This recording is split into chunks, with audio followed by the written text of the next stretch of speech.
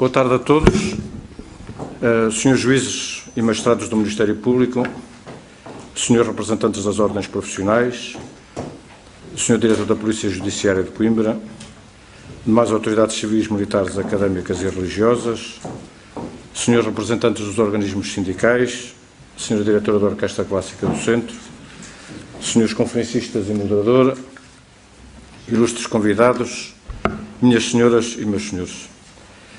Os meus agradecimentos a todos vós pela vossa indispensável presença nesta conferência, agradecimentos que naturalmente estendo a todos aqueles que nos acompanham pela Justiça TV. Um agradecimento muito especial é devido aos senhores conferencistas e ao senhor moderador que aceitaram estar hoje aqui connosco de forma graciosa para partilharem connosco algumas das vossas reflexões. Um agradecimento também particular à doutora Miriam Martins e à Orquestra Clássica do Centro por se terem associado a esta organização e por nos poderem brindar com a participação musical que dentro em breve, terá lugar neste Salão Nobre. A Carta das Nações Unidas enuncia no seu preâmbulo que exercitar ativa e passivamente a tolerância é um dos princípios de atuação que devem ser aplicados para se atingir o fim prosseguido pelas Nações Unidas, que é de prevenir a guerra e manter a paz. O preâmbulo da Constituição da Unesco, adotada em 1945, faz hoje precisamente 77 anos, e enuncia que a paz, para não falhar, precisa de ser fundamentada na solidariedade intelectual e moral da humanidade. O artigo 2º do Tratado da União Europeia enuncia um conjunto de valores que são comuns aos Estados-membros, sendo que, entre um desses valores que se encontra lá consignado, é o da tolerância. Estas referências normativas que poderiam parecer desajustadas, justificam-se hoje, nesta particular circunstância, pelo facto de se comemorar hoje o Dia Internacional da Tolerância, proclamado através da Resolução 5195, adotada na Assembleia Geral das Nações Unidas de dezembro de 1996. Sabemos todos que a tolerância representa a harmonia na diferença e implica o reconhecimento dos direitos humanos e das liberdades fundamentais dos outros. E por via disso aceitar sempre que todos os seres humanos têm o direito de viver em paz e de ser como são, apesar da sua natural diversidade de aparência, de situação, de língua, de comportamentos e de valores. Estamos ainda longe, creio que mesmo ainda muito longe, de poder afirmar-se que a tolerância seja, como devia ser, um valor substantivamente interiorizado e praticado pelos indivíduos, pelos grupos e pelos Estados. Demonstram-no aspectos dos mais comuzinhos da nossa vida cotidiana. Num estudo recente sobre atitudes e valores que se realizou na Europa, há pergunta sobre grupos de pessoas que não se gostaria de ter por vizinhos. Os ciganos à cabeça foram identificados por 34% dos inquiridos em Portugal e na Noruega, 35% na Dinamarca e na Holanda, 50% na Rússia, 67% na Bulgária e 69% na Itália. Os muçulmanos foram identificados por 13% dos inquiridos em Portugal, 19% em Espanha, 20% na Áustria, 36% na Polónia, 39% na Hungria e 55% na Eslováquia. Os homossexuais foram identificados por 12% dos inquiridos em Portugal, 30% na Eslovénia, 37% na Croácia, 77% na Albânia. Os trabalhadores migrantes foram identificados por 7% dos inquiridos em Portugal, 10% na França, 18% na Itália, 33% na Roménia e 57% no Montenegro. Por outro lado, somos diariamente confrontados com múltiplos exemplos concretos de intolerância racial, social, religiosa, sexual, linguística, de género e de cultura. São vários e complexos, e alguns deles de difícil erradicação, os fatores que contribuem para manifestações crescentes desses comportamentos individuais e coletivos de intolerância. Encontramos exemplos desses fatores na ruptura progressiva das estruturas familiares, na migração para áreas urbanas superlotadas e disfuncionais, na perda de valores tradicionais, na marginalização e exposição à violência nos meios de comunicação social e na vida diária, na fragilidade das instituições democráticas, na falta de respeito pelos direitos humanos, nos nacionalismos e rivalidades étnicas crescentes, no desemprego e no subemprego, no fosso entre pobreza e riqueza em cada país, entre outros.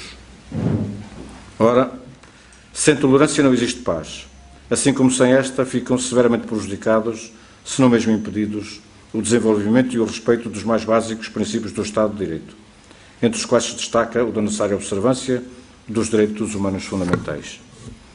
Evidências reais do que acabo de referir encontramos-las, por exemplo, nos atos de genocídio, de limpeza étnica, de agressões direcionadas contra populações civis não combatentes que foram cometidos durante a Guerra da Independência da Eslovénia, da Guerra da Independência da Croácia, na Guerra da Bósnia, na Guerra do Kosovo.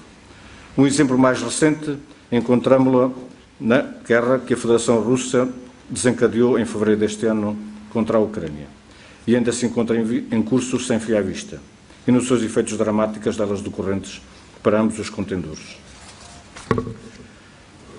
Em face deste panorama de intolerância que ainda nos vai assolando, é dever de todos nós e das organizações que representamos o de dinamizarmos e participarmos em iniciativas que visem a estimulação da nossa consciência, no sentido que é absolutamente essencial prevenir e combater todas as formas de ódio, discriminação, racismo, xenofobia e antissemitismo, contribuindo deste modo para a construção de um mundo que seja caracterizado pelo respeito dos direitos humanos de todos e de cada um, assim como pela absoluta erradicação da indiferença e do respeito à dignidade humana.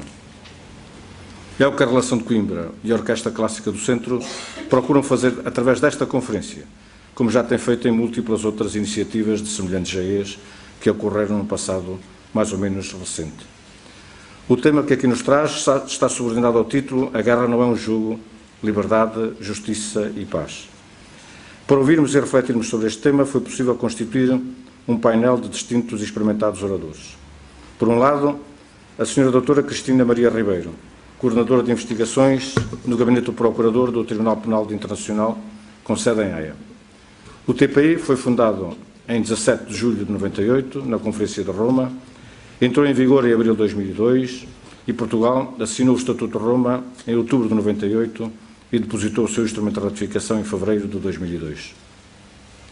Do TPI faz parte integrante o Gabinete do Procurador, que é um órgão independente do Tribunal, sendo nesse órgão que a Sra. Doutora Cristina Ribeiro exerce atualmente as suas funções de coordenação de investigação. É da sua experiência pessoal enquanto coordenadora desse gabinete que seguramente nos dará conta.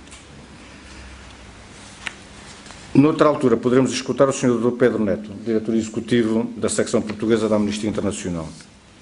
A Amnistia Internacional foi fundada em 1961 pelo advogado britânico Peter Benenson, a partir do artigo que então publicou no jornal The Observer, intitulado Os Prisioneiros Esquecidos, em que apelava à libertação de 2 estudantes portugueses presos por brindarem em público à liberdade e no exercício do direito à liberdade de expressão. Trata-se de um movimento global que congrega atualmente mais de 10 milhões de pessoas que visionam em comum um mundo em que cada pessoa, seja quem for e onde quer que seja, desfruta integralmente de todos os direitos humanos fundamentais. A secção portuguesa da Amnistia Internacional, criada em 1981, iniciou-se com 50 membros e 2 grupos locais, um em Algés, outro em Lisboa. Atualmente conta com mais de 20 mil membros, apoiantes e ativistas que integram os seus órgãos sociais, executivos ou não, bem como com diferentes grupos locais e temáticos, núcleos e grupos de estudante. Para a tarefa de coordenação e moderação destas intervenções, contamos com a colaboração do Sr. Dr. Carlos Sousa Mendes, Procurador-Geral Adjunto no Tribunal Constitucional e que antes dessas funções exerceu, entre muitas outras de relevo, as de Secretário-Geral do Ministério da Justiça. É assim, pois, Sr. Procurador-Geral, a quem passo imediatamente a palavra e a quem entrego a superior e exigente tarefa de condução desta conferência. Muito obrigado a todos pela vossa presença.